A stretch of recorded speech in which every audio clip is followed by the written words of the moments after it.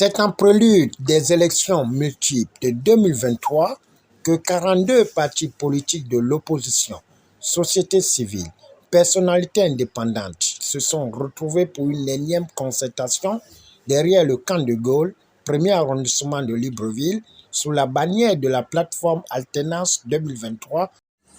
Parce que ce pacte innove par rapport à tout ce qui s'est fait avant. Nous avons été en Ouida.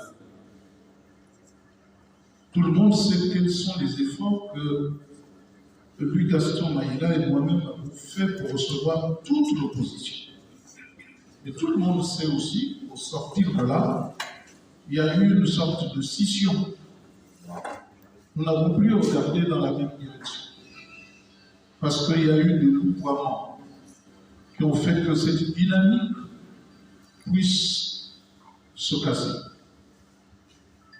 Aujourd'hui, je reviens de Franceville. J'ai été très heureux de constater que toute l'opposition était autour du PSD. Voilà l'idée que proclame le pacte. Tout candidat à l'élection présidentielle issu de l'opposition doit être entouré de tous les autres partis quand il arrive quelque part pour montrer la solidarité. La différence, ce ne sera pas d'avoir un programme commun. La différence, ce sont les idées que chacun véhicule qui va le distinguer du peuple. Et ensuite, au deuxième tour, puisque ce sont ces idées qui auront triomphé, tout le monde devrait se ranger. On n'a pas à négocier les idées du président de celui qui va être le président de la République. Il faut qu'il applique ce qu'il aura dit. Parce que lui et lui seul aura été choisi pour ses idées, pour son programme. Concocter un programme commun de gouvernement n'engage personne.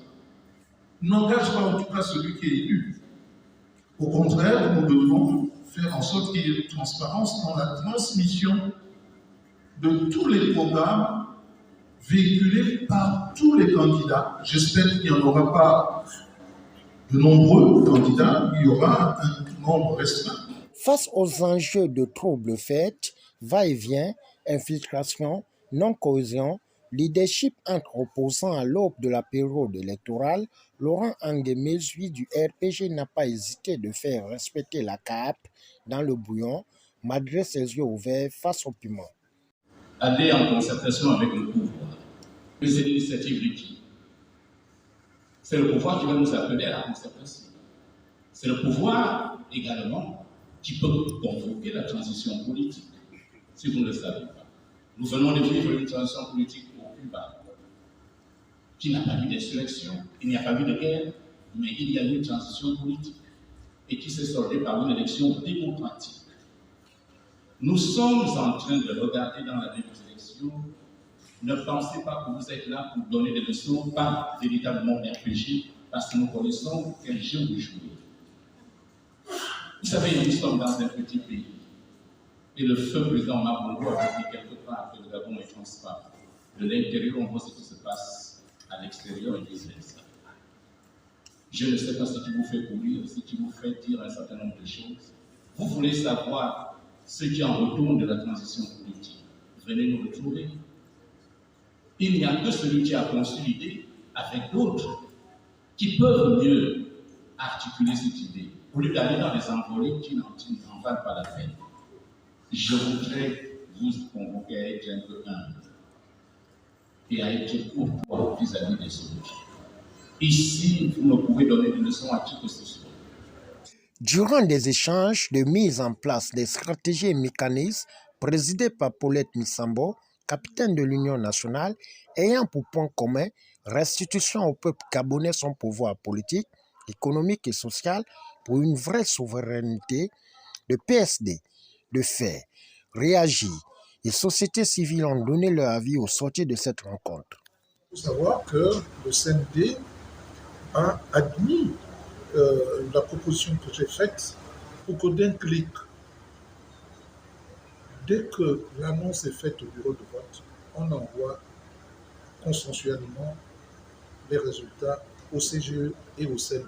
ce qui suppose que le CND soit réformé pour recevoir les résultats, recevoir les réclamations, les examiner en commission paritaire, ensuite en commission plénière pour l'adoption consensuelle de toutes les décisions qui vont être prises en commission paritaire, c'est-à-dire des réclamations qui vont être faites par les candidats. Et ensuite, la plénière, consensuellement, on prend des décisions et on voit les résultats à la Cour constitutionnelle. Bon, on retient trois choses. La première, c'est qu'il a été mis en place une dynamique de l'opposition, une dynamique nouvelle. Nous espérons que cette fois-ci sera la bonne. Et il faut donc se féliciter. La deuxième chose, que une charte a été signée, une charte de confiance, disons pas charte, mais disons un pacte de confiance a été signé. La troisième chose, c'est que nous sommes en train de regarder, d'analyser, nous avons analysé l'invitation du chef de l'État à la concertation. Il faudrait bien que l'opposition s'organise pour répondre au chef de l'État et c'est ce que nous avons fait. Et l'autre élément aussi important au cours de cette rencontre de l'opposition, c'est que nous avons convenu de la mise en place de structures. Et il faut que ça soit organisé, quelque chose d'organisé. Donc, d'où la nécessité d'avoir mis des structures et qui vont désormais coordonner l'action de cette nouvelle plateforme d'opposition. Et votre humble serviteur a été coopté par ses collègues comme étant l'un des vice-présidents de cette nouvelle plateforme.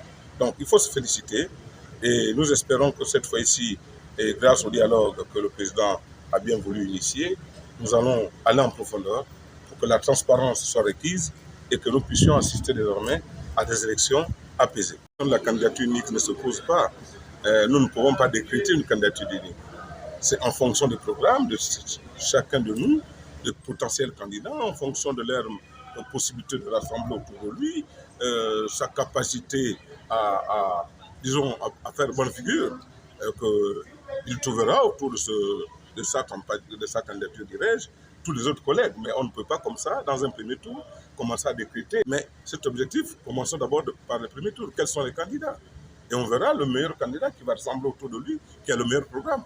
C'est celui-là, dirais-je, qui va certainement attirer l'attention des autres collègues et qui vont nous soutenir. Mais dans notre option, nous sommes pour soutenir tous les candidats de l'opposition aux législatives, aux locales et à l'élection présidentielle. Le pacte de confiance qui instaure une certaine confiance dans les partis politiques d'opposition en vue de cerner l'environnement politique et surtout d'aller aux élections futures dans une espèce de cohésion. Il y a 8 commissions thématiques, vous aurez l'occasion de les savoir. Il y a des commissions sur la transparence électorale, des commissions sur la sécurisation des votes, des commissions sur la communication, il y en a 8.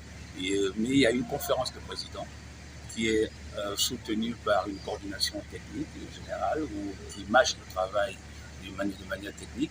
Et cette conférence de présidents a un bureau.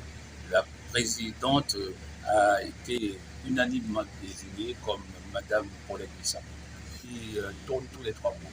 Et tous les 3 mois, nous passerons à un renouvellement du bureau. Nous sommes venus parce que nous avons été invités par les partis politiques de l'opposition à la signature de leur pacte de confiance.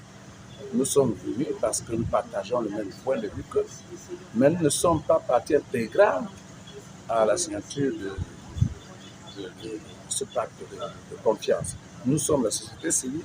La société civile a ses objectifs qui n'ont rien à voir avec le pacte de confiance qui est signé actuellement.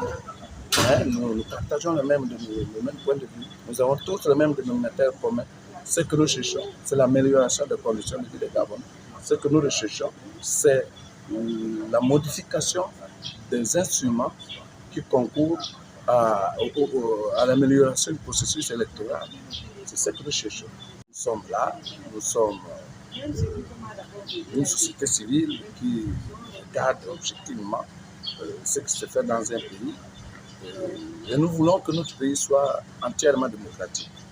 Entamé depuis le 12 décembre 2022 pour réaffirmer la volonté d'agir responsable en constituant une alternative crédible au pouvoir en place, le pacte d'engagement et de confiance a été adopté pour conquérir le pouvoir et gouverner ensemble.